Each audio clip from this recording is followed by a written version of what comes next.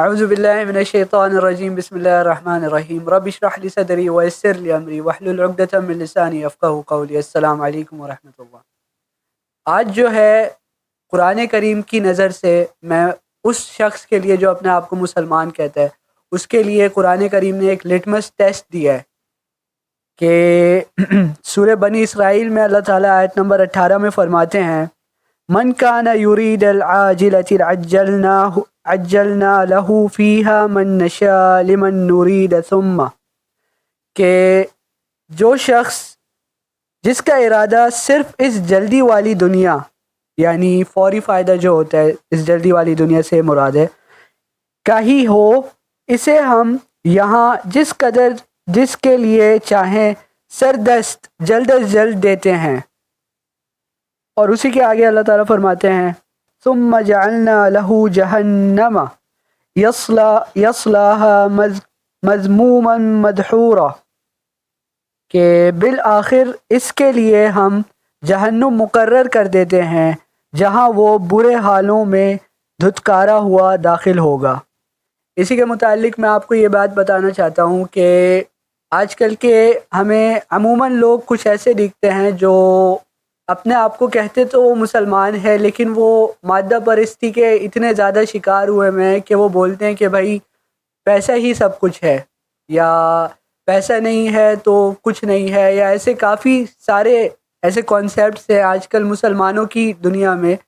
کہ وہ بولتے کہ بھائی ہمارے پاس یہ چیز ہو تو پھر ہمارے پاس سب کچھ ہے۔ وہ اصل میں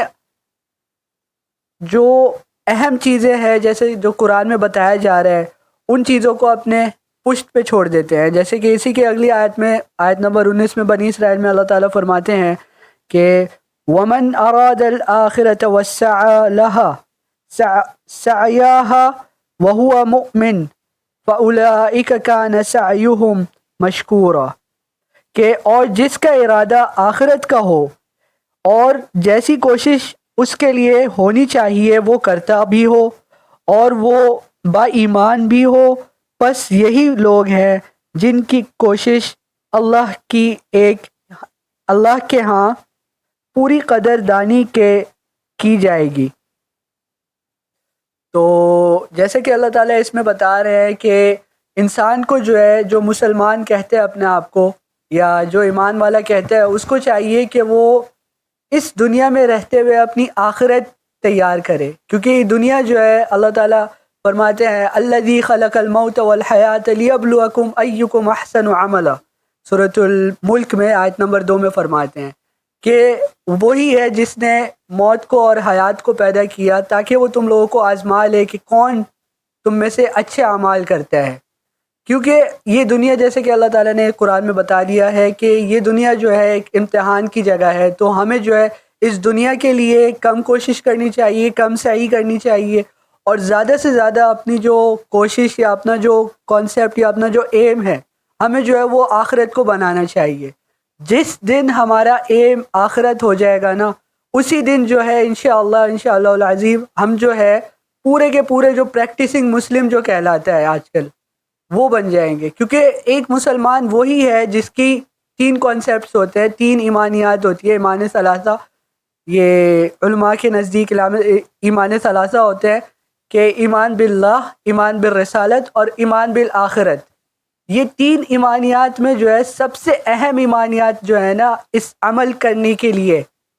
وہ ہے ایمان بالآخرت، کیونکہ اگر انسان کو آخرت کے بارے میں کانسیپٹ ہوگا کہ بھائی میں ادھر عمل کر رہا ہوں میں نے اس کا جواب دینا ہے آخرت میں، چاہے وہ چھوٹا عمل ہو چاہے وہ بڑا عمل ہو، چاہے وہ کسی کا حق مارنا ہو، چاہے وہ کسی کو گالی دینا ہو، چاہے وہ کسی کی غیبت کرنا ہو،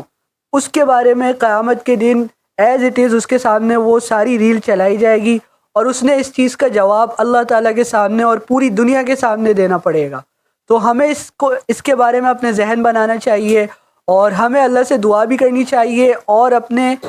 اعمال کو سدھارنے کی کوشش کرنی چاہیے تاکہ آگے آنے والی زندگی جو ہے ہماری، کیونکہ کسی انسان کو نہیں پتہ کہ اس کی یہ زندگی کب تک ہے، جیسے کہ سورہ عنکبوت میں اللہ تعالیٰ فرماتے ہیں کل نفس ذائقۃ الموت ثم الینا ترجعون،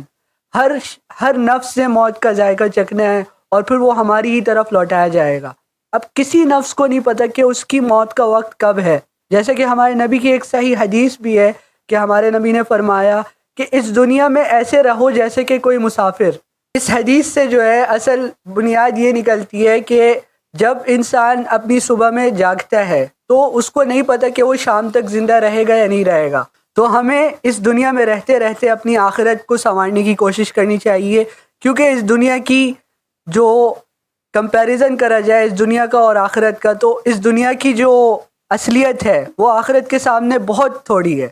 تو اسی لیے ہمیں کوشش کرنی چاہیے کہ آخرت کے لیے عمل کریں اور اس دنیا میں رہتے رہتے اپنی آخرت سنواریں. وآخر الدعوانا الحمد للہ رب العالمین.